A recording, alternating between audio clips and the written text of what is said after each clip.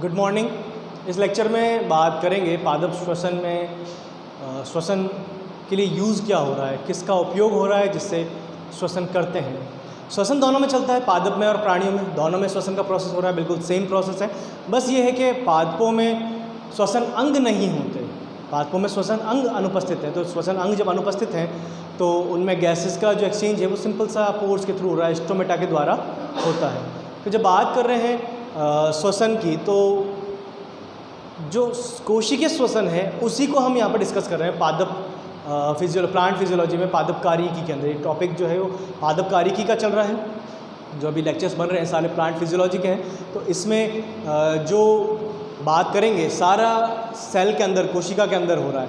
अब यहाँ पर हम ये डिस्कस कर रहे हैं कि किससे हम श्वसन करते हैं। जैसे O2 ले रहे हैं, लेकिन O2 किसको तोड़ रहा है, एनर्जी किससे मिल रही है? एनर्जी हमें मिल रही है ग्लूकोज से, एनर्जी प्राप्त होगी हमें ग्लूकोज से।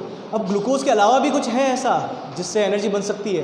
पादप खुद ग्लूकोज का निर्माण करते हैं, पादप स्वयं निर्माण कर रहे हैं ग्लूकोज का। पादप ग्लूकोज का निर्माण करने के बाद में उसको स्टोर भी कर सकते हैं। जैसे एक पतझड़ का मौसम आता है जिसमें पादपों में पत्तियां होती ही नहीं हैं, तो जब पादपों में पत्तियां ही नहीं हैं तो उस कंडीशन के अंदर पादप कैसे अपना फोटोसिंथेसिस करेंगे, प्रकाश संश्लेषण करेंगे, खाना बनाएंगे और उससे श्वसन होगा। ठीक है, तो जब उनके अंदर पत्तियां नहीं हैं, प्रकाश संश्लेषण नहीं होगा, तो फिर एनर्जी कैसे मिलेगी? तो इसलिए पादप अपना फूड स्टोर करके भी रखते हैं, अपना भोजन संग्रहित भी रखते हैं, और वो है मंड के रूप में, स्टार्च की फॉर्म में। तो मंड के रूप में पादप अपना भोजन, जो संग्रहित भोजन, उसको मंड, अपनी बॉडी में ग्लाइकोजन होता है, इनकी बॉडी में स्टार्च या मंड उसको कह सकते हैं। तो ग्लूकोज के अलावा भी कुछ ऐसा है जिससे एनर्जी ली जा सकती है? बिल्कुल है। तो एनर्जी हमें मिलती है प्रोटीन से और लिपिड से।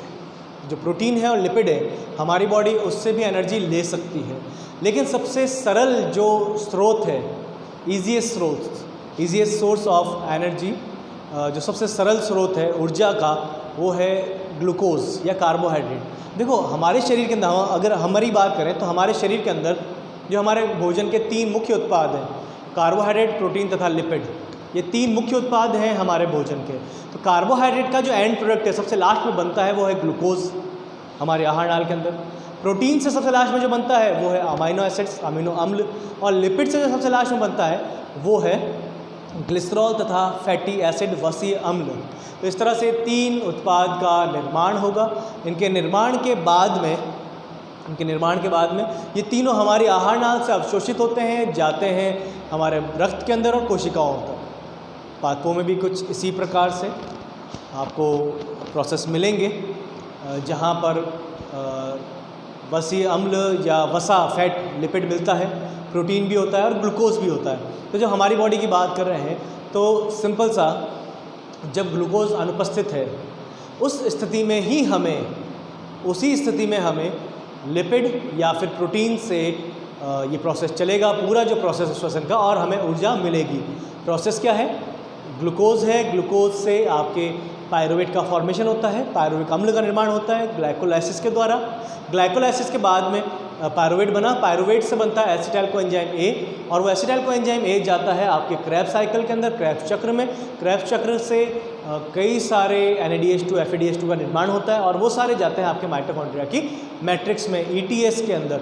ETS में माइटोकॉन्ड्रिया की मैट्रिक्स में वो जाएंगे और वहाँ पर उनसे ऊर्जा का निर्माण होगा। यही काम होगा अमीनो अम्ल से। जब प्रोटीन से ऊर्जा मिल रही है, तो प्रोटीन से जब ऊर्जा मिलेगी उस कंडीशन में प्रोटीन से पहले अमीनो अम्ल बनेंगे। प्रोटीन से जो अमीनो अम्ल बने हैं वो अमीनो अम्ल अब आगे वहाँ पर वो ग्लाइकोलाइसिस के अंदर जाएंगे और पायरुविक एसिड का निर्माण कर सकते हैं, एसिटाइल कोएंजाइम ए का निर्माण कर सकते हैं, और उनसे फिर वही प्रोसेस पूरा, वही क्रेब्स साइकिल, वही NADH2, FADH2 का निर्माण, और उसके बाद में आगे माइटोकॉन्ड्रिया की मैट्रिक्स में, माइटोकॉन्ड्रिया की आंतरिक झिल्ली पर ये ETS चलेगा, और उससे जितना भी NADH2, FADH2 है उन सब का कन्वर्जन हो जाएगा, वो सब रूपांतरित हो जाएंगे और ATP बना लेंगे। इसी तरह से निर्माण अगर हम करें तो लिपिड से भी कर सकते हैं। जो लिपिड है, जो वसा है, उससे भी हम ग्लिसरॉल और फैटी एसिड जो बना रहे हैं हमारे आहार नाल के अंदर, अवशोषित होकर रक्त में आएगी, रक्त से कोशिकाओं में जाएगी, और कोशिकाओं में जाने के बाद में यहाँ पर भी वो आगे ग्लाइकोलाइसिस में जाएगा, ग्लाइकोलाइसिस के अंदर पायरुवेट बन सकता है, आगे उसमें एसिटाइल कोएंजाइम ए बनेगा और आगे फिर जो भी प्रोसेस है उसका पूरा क्रेब्स साइकिल के अंदर एंटर करेगा। जो आपका एसिटाइल कोएंजाइम ए बना है वो एंटर करेगा और एंटर करने के बाद में आगे वहाँ पर पहले से जो उपस्थित